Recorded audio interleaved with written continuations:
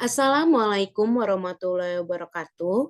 Saya Raisyana Soanintio Wibowo dengan NIM 210321606802. Di sini saya akan menjelaskan asesmen pembelajaran fisika pada materi hukum 1 Kepler.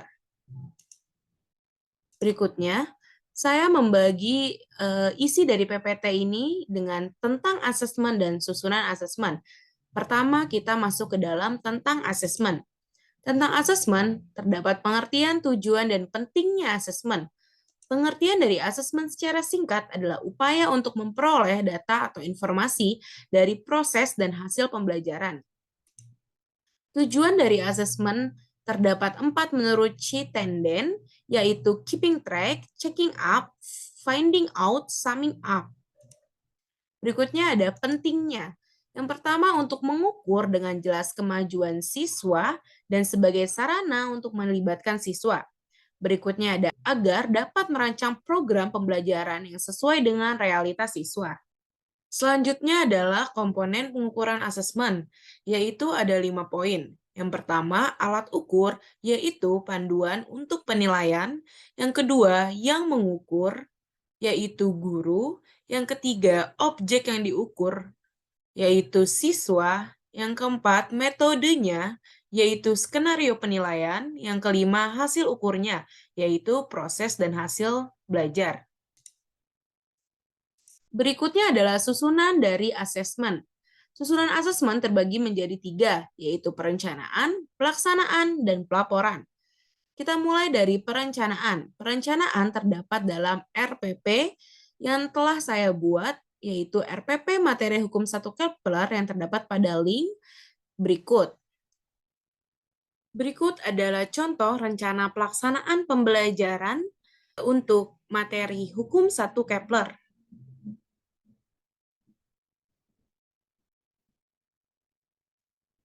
Berikutnya adalah instrumen penilaian. Instrumen penilaian tersebut terbagi menjadi 3, lembar observasi, panduan penilaian produk, dan rubrik penilaian. Yang pertama, contoh dari lembar observasi adalah sebagai berikut. Terdapat lembar observasi keterampilan dan lembar observasi sikap. Berikutnya adalah panduan penilaian produk. Terdapat panduan penilaian produk hasil rumusan masalah dan LKPD. Berikutnya adalah rubrik penilaian. Terdapat rubrik penilaian lembar observasi dan terdapat rubrik penilaian panduan penilaian produk. Selanjutnya adalah contoh dari penilaian kognitif pada materi hukum 1 Kepler. Berikutnya adalah tahap pelaksanaan. Pelaksanaan yang pertama ada proses pembelajaran yang di mana terdapat pendahuluan, inti, dan penutup. Pada inti di sini kami menggunakan model pembelajaran problem based learning sehingga terdapat sintak problem based learning. Pada proses pembelajaran harus adanya interaksi antara guru dan siswa.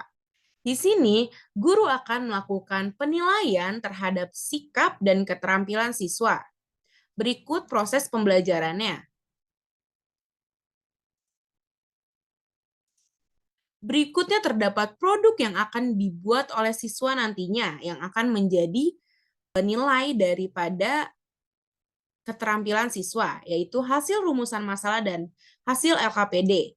Berikutnya terdapat asesmen formatif dan asesmen sumatif, yang dimana asesmen formatif itu dilakukan saat proses pembelajaran, dan asesmen sumatif itu dilakukan pada akhir pembelajaran, atau contoh singkatnya, asesmen formatif itu lembar observasi, panduan penilaian produk, dan rubrik, dan sedangkan sumatif itu nilai UTS dan nilai UAS.